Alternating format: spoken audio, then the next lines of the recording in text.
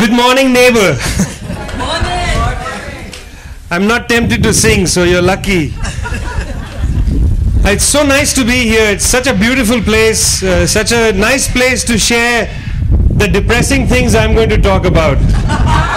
If you're going to hear bad stories, you might as well be somewhere beautiful to hear them. So what I'm going to talk about is what suffocates us in the planet and prevents Maroons from thriving, put it that way. But first, a little line to have you keep in your mind. This is from Akbar Allahabadi, who is my favorite poet from the early 19th century, and he had one line which I think is a talisman, and keep it in your minds as I'm telling you this depressing story. The line is, "Aadmi tha, badi mushkil se insaan hua. Aadmi tha, badi mushkil se insaan hua. We were people with great difficulty, we became human.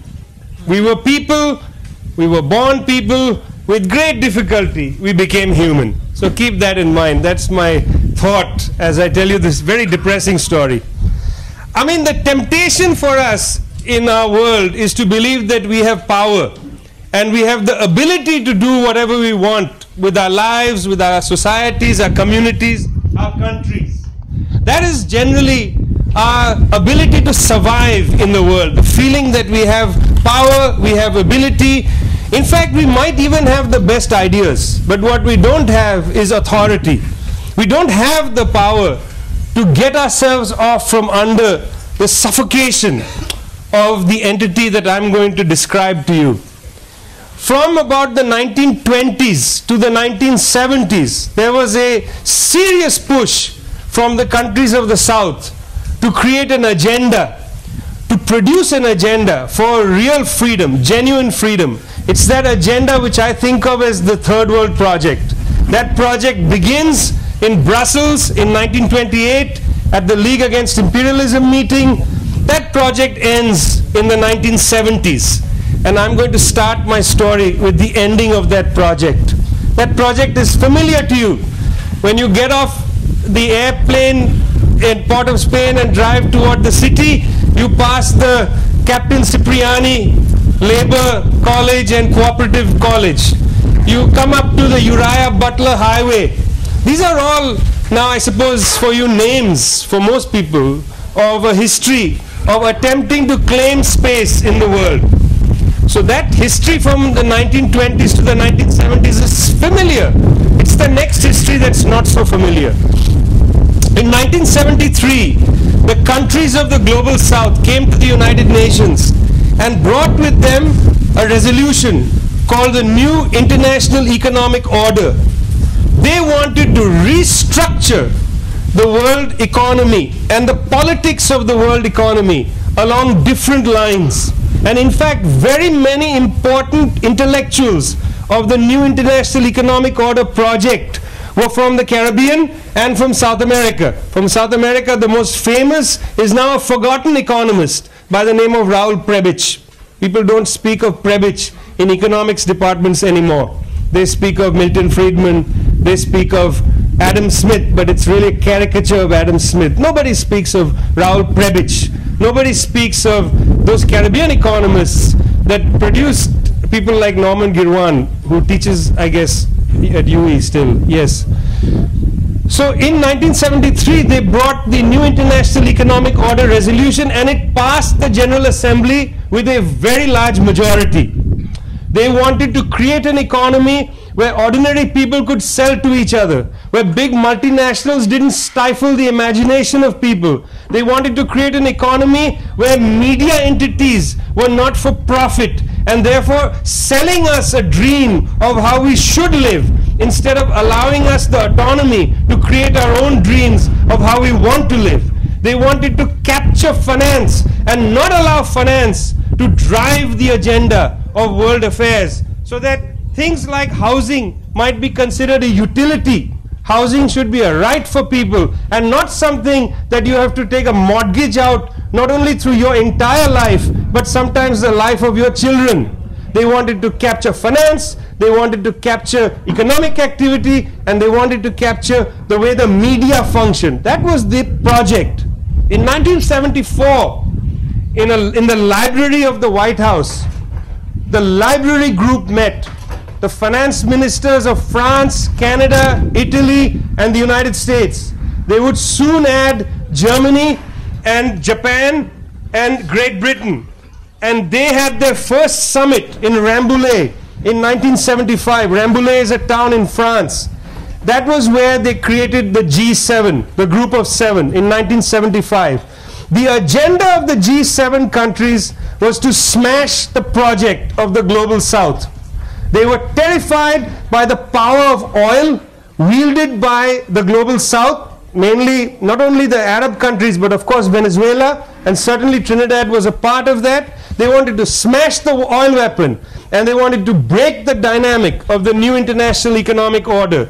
They met annually in almost what I think of as a kind of conspiracy against the planet to make sure this agenda was sidelined. It's very interesting when you read the summary, the actual text of their conversation, which I happen to find at the Gerald Ford Memorial Library in a non-classified folder.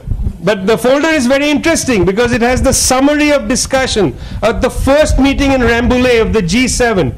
And there the prime ministers and presidents of these seven countries quite clearly say, our goal is to ensure that capitalism is never going to be seen as something to be threatened.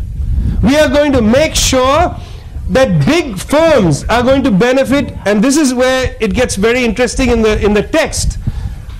Helmut Schmidt of Germany, a socialist, leader of the Socialist International, says to his 6 other heads of Western European states and Japan, he says to them, he says, I hope this is not going to leave the room, what I'm going to say to you now. But, he said, the textile worker union head in Germany is my close friend, personal friend and political ally. But unfortunately, the textile industry in Germany, in West Germany, is going to have to go. He says, textiles in Germany are viable, but it is necessary for them to go because wages in East Asia are much lower. In other words, the Chancellor of West Germany is telling his fellow leading governments that the well-being of German textile conglomerates is more important than the well-being of the German textile workers who live in Germany. That is to say, the interests of the big multinational corporation is much more important than the interests of the people that voted him in. This is the formation of the Group of Seven in 1974. They move an agenda through the General Agreement on Trade and Tariffs, the GATT, the final GATT round, which opens in Punta del Este in Uruguay. They move an agenda in the GATT round, which does 2 very important things, which, because most of us get bored by economics, we don't pay attention to. But you cannot understand self-reliance unless you understand why the self cannot be reliant, unless you understand what is suffocating you. So it's important to look at economics, at the General Agreement on Trade and Tariffs. What did they do in the GATT round? In the GATT round, they pushed through against the opposition of the world's people. Every single country in the Global South opposed the GATT round, but they were forced to go along with it. What were the 2 things that they did? The first thing that they did was they changed the intellectual property law. Now, I don't have too much time to get into the consequences of this change, both in the North and the South, but I'll tell you what they did. It was a very simple thing. Before the GATT round, before the G7's new agenda, if a pharmaceutical drug was created, say, by a Swiss company like Ciba-Geigy, they made a drug. In Trinidad, you could take that drug and you could reverse engineer it. You could understand how the drug was made, and you could make that drug using a different process. You could parallel process it. What was patented until the GATT round, the final GATT round before the World Trade Organization was created, what was patented was the process of how you made a product. What the G7 did was they now made the patent on the product. That was what they did with intellectual property. That means that people around the world who were not able to patent their own know-how. You see, the cinchona tree can be taken from South America, taken to Kew Gardens in England. They can make quinine out of that. They can make malaria drugs and then sell it to the planet. But even in Peru, they have to buy it and pay rent to a company that patents it. So unless you patent things, you cannot claim rent from it. You cannot develop your cultural and scientific knowledge base. That is impossible. So that's what the final GATT round did, and that then gets institutionalized in the World Trade Organization that is created in 1994. The second thing they did in the GATT round was equally diabolical, and that was how they organized free trade. So what the agenda was there was to allow firms the maximum advantage, what economists call arbitrage, to allow firms the maximum advantage in free trade, but labor cannot be free. Because if you allow labor to cross boundaries freely, labor will undo the price advantage. Remember what Helmut Schmidt said, that German textile industry cannot last in Germany because the wages in East Asia are low. Well, if you allow German laborers to go and work in East Asia, that creates an imbalance in this differential wage situation. This wage arbitrage is manhandled or ruined. So what the second thing they did was they said capital firms will get all advantage in international trade, which will be so-called free. But labor has to be trapped in its container. And so you will see from the 1970s onwards, when the debt crisis hits the South and people desperately flee, trying to find their own different kind of Maroons with employment in the North, they are held at borders, and borders become national security institutions. Borders become walls with unmanned drones flying over them and starving people because they cannot get water as they cross deserts, etc. आदमी था, बड़ी मुश्किल से इंसान हुआ. We were people with great difficulty, we became human. These two different policies that the GATT pushed, which became institutionalized in the World Trade Organization, make it virtually impossible, therefore, to talk about self-reliance today. Unless we remove the foot that rests on the neck of the people of the planet, it is an utopian scheme to believe we can scale up our projects. Now, there are attempts around the planet to remove that foot from off the neck of the world's people. As you drive again from the airport into Port of Spain, on the right side there is the bitters factory. Now I don't know how many of you know the story of the bitters founder. Siegert? Wasn't Siegert was the guy who was a doctor. He was a doctor in Simon Bolivar's army, and he had come from Germany to fight alongside Bolivar, and he had found that the people of Bolivar's army were suffering stomach ailment, and in order to help them fight against this stomach ailment so they could fight the Spanish properly, he developed this bitters. I don't know how good it is for stomach ailment. It's good? Okay, well, Siegel then did a correct thing. Siegel did a correct thing. But it's another history that's embedded. In 1992, in Caracas, in 1989 in Caracas, when the city explodes with the most powerful anti-IMF riot in the global south, the Caracazo, when it explodes with that, a new chapter should have opened for the people of the planet. Because that will eventually lead not to Chavez. Chavez is just a guy. Chavez is a human being. He's, not the center of things. The most important thing is the dynamic that was opened up. And that is the dynamic of Bolivarianism. Because there we begin to see the first glimmer of an alternative project against the G7 strategy. The G7 has run unobstructed from the 1980s, the late 70s till the present day. They have run unobstructed. They have run so unobstructive that we have come to imagine, because we in the world consume only the G7's media, that when the G7 says what they are doing is human rights, we accept it. When the G7 says it wants to bomb Libya for the sake of protecting civilians, we accept it because there's no other media. We have been channeled through the media of the G7. Now, Bolivarianism was an alternative road. And I would suggest that as we understand our self-reliance, we have to keep in mind the incredible power that is currently held, captured by very small numbers of people around the planet. We should also keep in mind that small ventures are useful, but they cannot do it by themselves. And even within the Bolivarian project, there are constraints.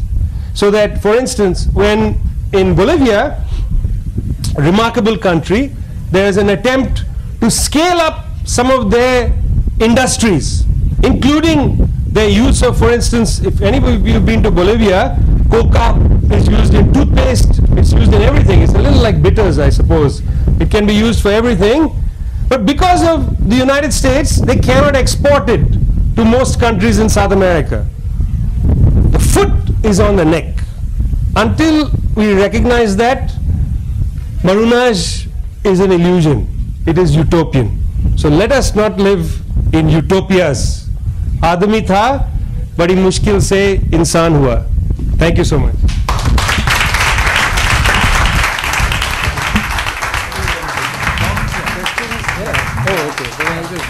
Oh, okay. How much time do we have? I don't know what the...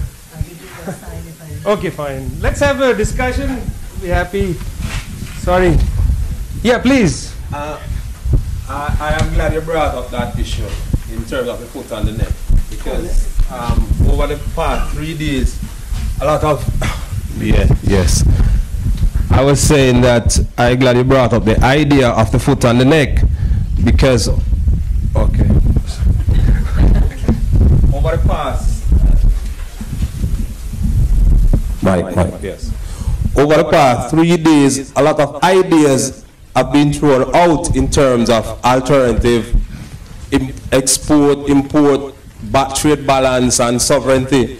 But very little has been said in terms of how do we, in the same token, deal with the hegemonic reaction that's inevitable in this kind of pursuit. I mean, from Europe and America. How do we deal with that? I mean, the issue is you can never make a fist unless you close it. So people have to be greatly united and ready for the reaction. That is, of course, the case as they saw in Venezuela. In 2002, when the United States and the elite of Venezuela attempted a coup d'etat, they had to just assemble people on the streets and fight against the coup attempt. You know, it was not the same as 1973 in Chile. You know, it was not so easy to overthrow the Bolivarian regime. It had much greater roots than the Allende regime in Chile. You know, that's one thing, that there has to be faith in the people. These cannot be movements from above. Gone are the days of the one-party state. You know, gone are the days of not trusting the people, allowing the people to have a voice, bringing the people into a revolution. You know, that was the great error of the Third World Project, the assumption that the state could be ruled in a way by, you know, in an enlightened way. Unless people are with you, there is no project for the future. So it has to be deeply democratic. We have to be more democratic than the so-called democracies. That is the issue. They are not democratic. So I would say those things. One has to prepare for reaction, but not be afraid of it. Yeah, thanks. What, in the context of what you have just described, what do you make of the rise of Brazil, Russia, India, China, Singapore, Korea? What do you make of those countries? South Africa? Well, the story I'm telling you is going to come out in a book that I've written, in one huge section is called The Locomotives of the South. And I'm going to send you that book because it has a huge section about the BRICS economies. But the BRICS don't come from nowhere. In the 1980s, during the process of the debt crisis, when the GATT round was happening, Julius Nyerere, of Tanzania was asked by the non-aligned movement to chair something called the South Commission. And they invited important representatives from the South, including Sunny Rampal of Guyana. And the South Commissioners met for about 3 years. And they produced a report which was released in Caracas, Venezuela on an unfortunate day, August 2nd, 1990. That was the day Saddam Hussein invaded Kuwait. So, I mean, consider this report would never have received press anyway. It received no press. It was called the Challenge of the South. The General Secretary of the South Commission was Manmohan Singh, who is currently the Prime Minister in India. This commission is very interesting because in this commission they intellectually argue that two agendas have failed. One is we cannot rely on the North. Aid is no longer a good strategy. They will not provide aid to the amounts that we needed.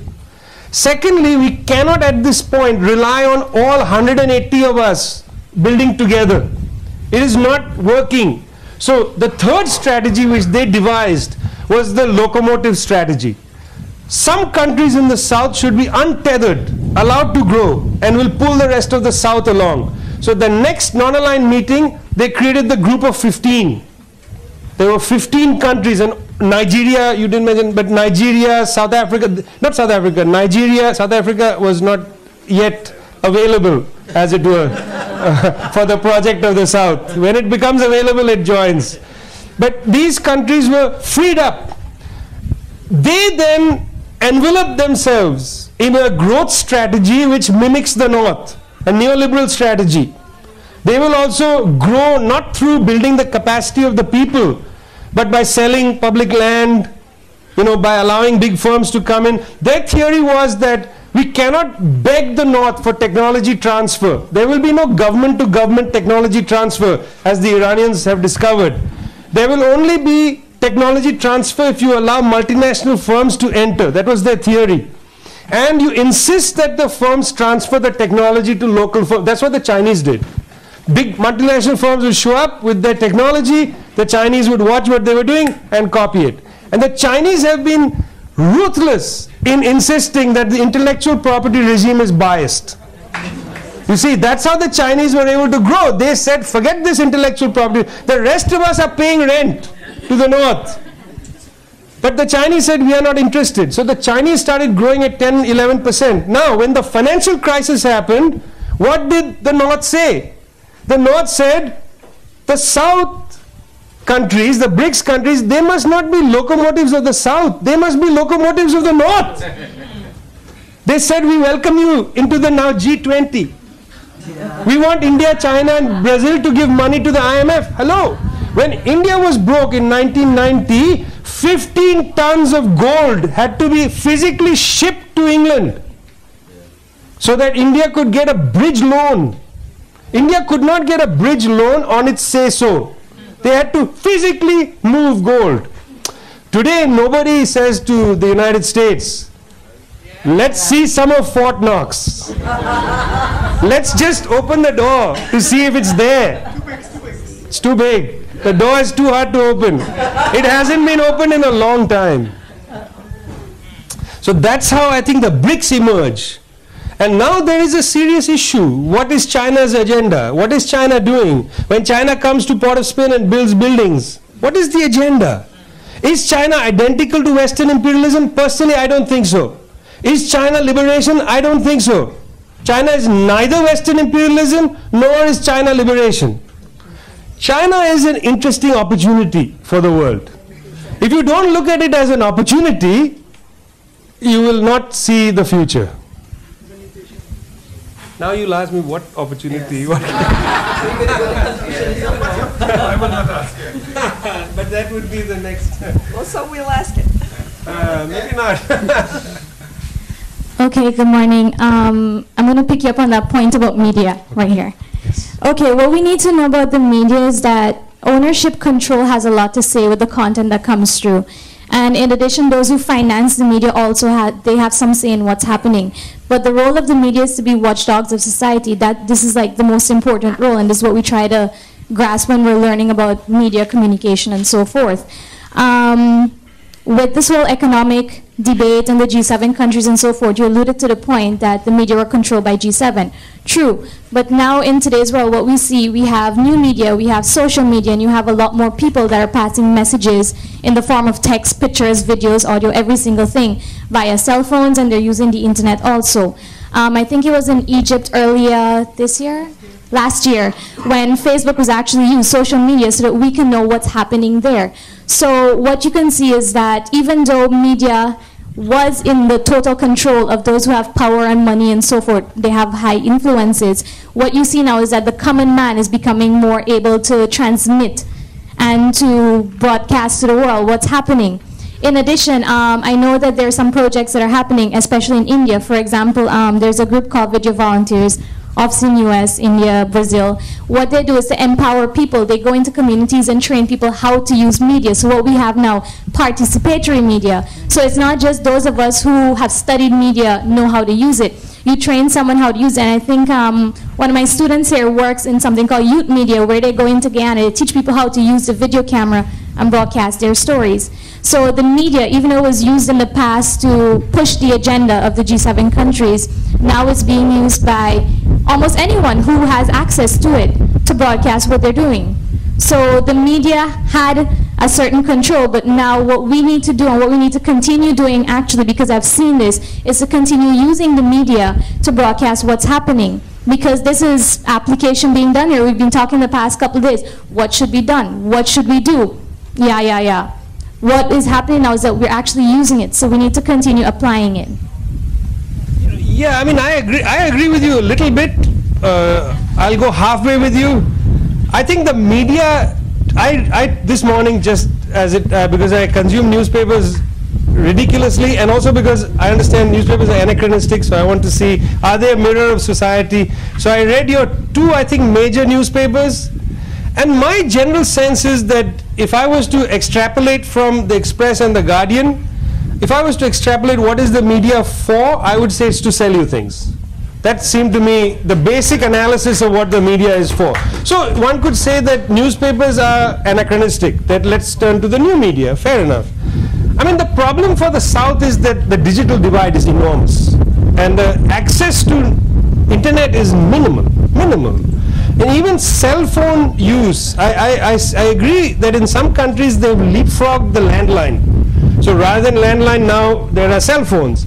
But cell phone use is different from media access. I mean, I'm not an expert in this, but I would surmise, but my mind is old-fashioned. So when I read things on my phone, the way I consume the media is different from how I consume it. I consume it too quickly.